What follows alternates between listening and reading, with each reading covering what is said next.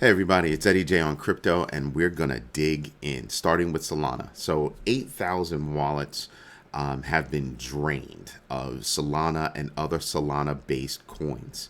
Okay, totaling right now, rumors have it between $5 and $8 million. Supposedly, a little less than it's like 7,600 or 7,700 different wallets that were hacked. They seem to all be mobile-based wallets. Phantom, I believe Trust Wallet and Slope. We'll see. I checked my Trust Wallet. Nothing was touched. I checked all my wallets to make sure everything was fine. Everything on my end was fine. My hardware wallets, no hardware wallets have been suspected of having this problem. Hence why I keep telling you, Ledger is my favorite hardware wallet. No, they do not pay me. Just letting you know.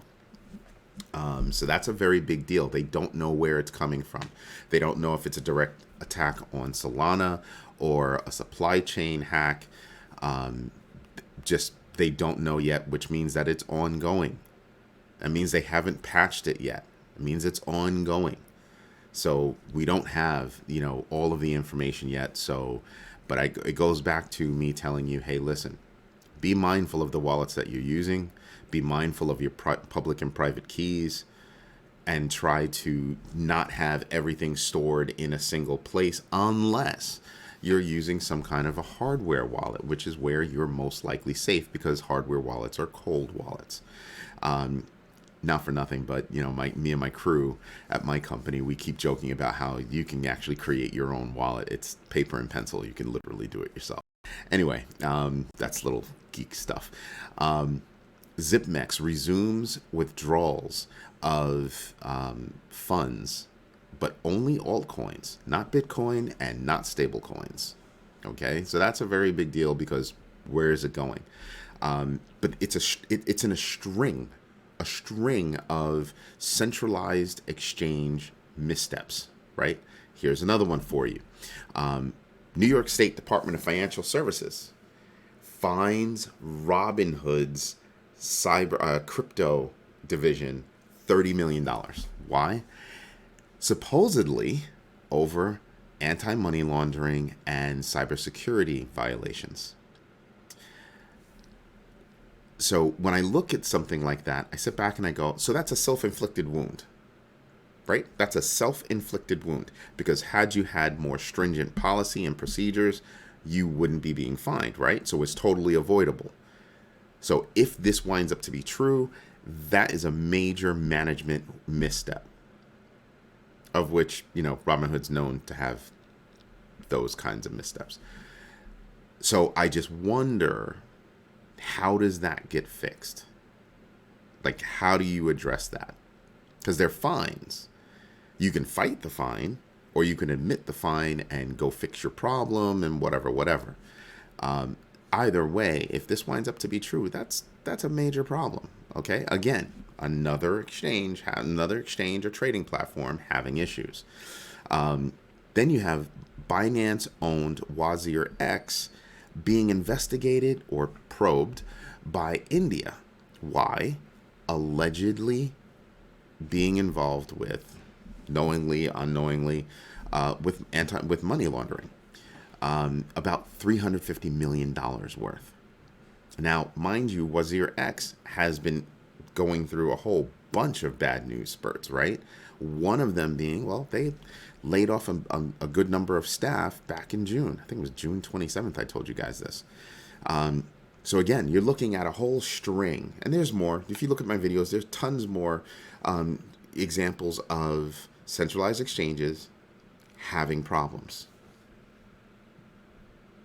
So, yeah, when I look at that, I sit back and I go, I don't think I want to be involved in a centralized exchange.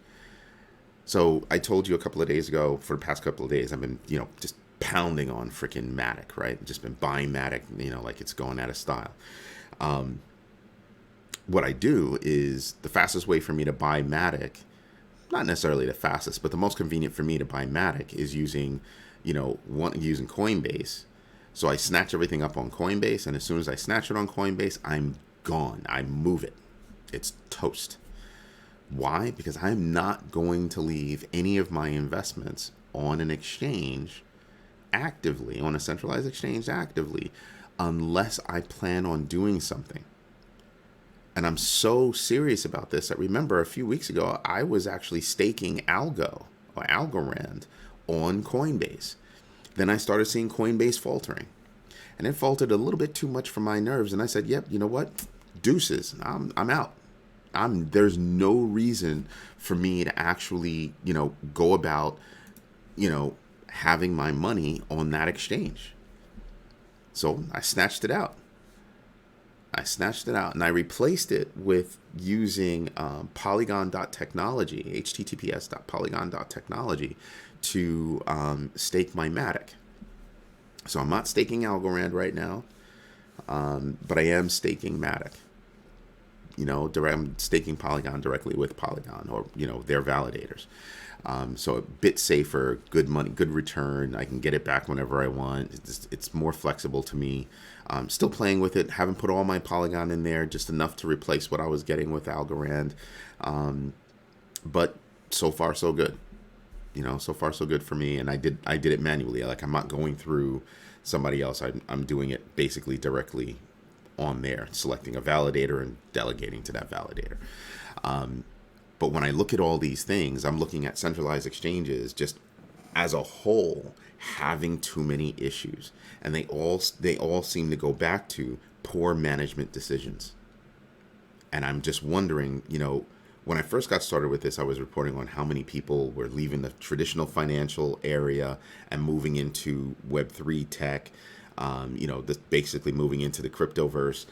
And I sit here and I kind of go, we need more of that. We need more of that. You know what you need to do? I know a woman. She's currently working risk at Wells Fargo. She's amazing. She's absolutely amazing. You need to hire people like Lisa to handle risk, to observe risk. That's really what it boils down to. You need to be a lot more careful with what's going on in that space. And then you also need to mix in some young executives with some older executives that kind of know how to move a bit more pragmatically. And you need to start introducing compliance as a regular thing with everything that you do on these centralized exchanges. And I'm just not seeing it just yet. Not yet. I mean, I haven't heard about other exchanges. Like, I haven't heard anything terrible from crypto.com. I haven't heard anything terrible from, all too terrible from FTX. We heard some missteps back in the day from Binance. But we also heard, have seen some recent proper steps by Binance, like we're going to ditch AMP. I reported that yesterday. So these are things that I'm paying attention to when I do my research, things that are going to that are happening now that will affect down the road. That $8,000 wallet attack thus far on Solana is a big deal. I've been telling you for a while, I'm not a fan of Solana. People are talking about, people spreading FUD. No, that's not FUD. That's reality. Now, whether it's a concerted effort against Solana, maybe North Korean hackers just don't like Solana. That's some conspiracy theory type stuff to me. Excuse me, because right now, these are real. These are real. Because I think that people are saying, well, you keep saying that you're the Ethereum killer. Well, prove it. That's basically what's going on here, is prove it.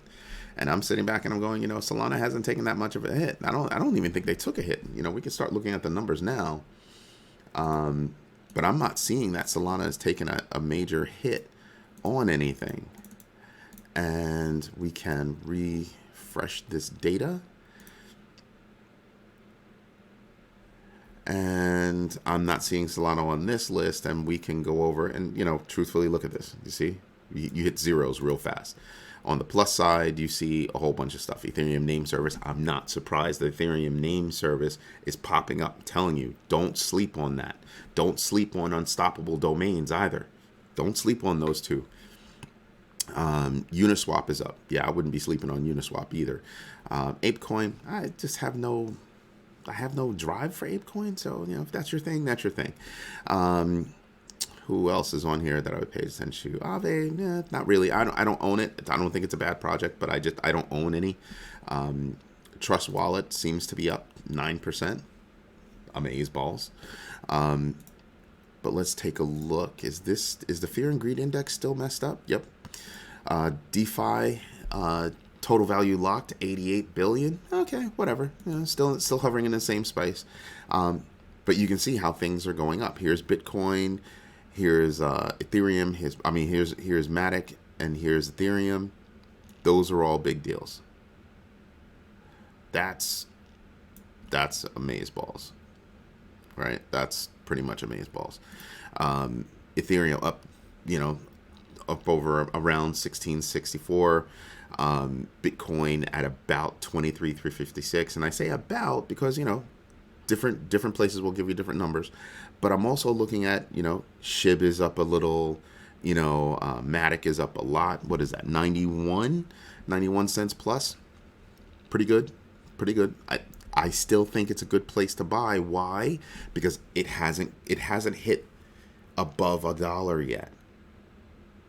That seems to be its stopping point right now is $1.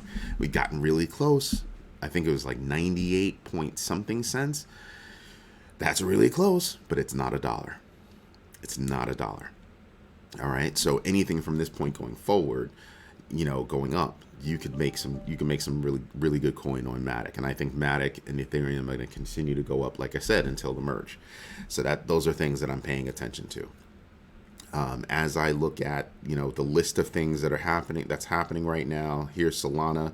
You see what I mean? It's not down. So they're experiencing this hack, and it's not down. And I think it's not down because it's the amount of money is less than 7 figures. I mean less than 8 figures. It's less than $10 million, right? It don't get me wrong. If somebody hit one of my smaller wallets and took even $100 out, I'm gonna freak. $100 is $100. I don't care if I'm worth $100 billion. It's still $100, right? And to a lot of people, $100 is a lot of money. To me, it's a lot of money. I can do a lot of things with $100. So it might not be big in the grand scheme of things, but it's big for those people that have those wallets that have now seen that money go bye-bye so far. Don't even know if there's any way to recoup because they don't know where the problem lies. And let me tell you something. This is an unprecedented hack. Normally, hacks and exploits they can get to the root cause real fast. And you got a lot of smart people working on this. A lot of smart people. And they haven't figured it out yet.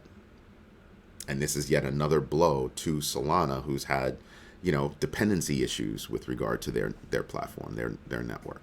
So there's a lot going on. There's a lot to unpack, and it's still ongoing. Anyway, this is Eddie J on Crypto. I hope you like what I'm doing here. If you do, hit the like button, subscribe to the channel, and absolutely hit the notification bell so every time I drop a new video. Have a great day. Bye-bye.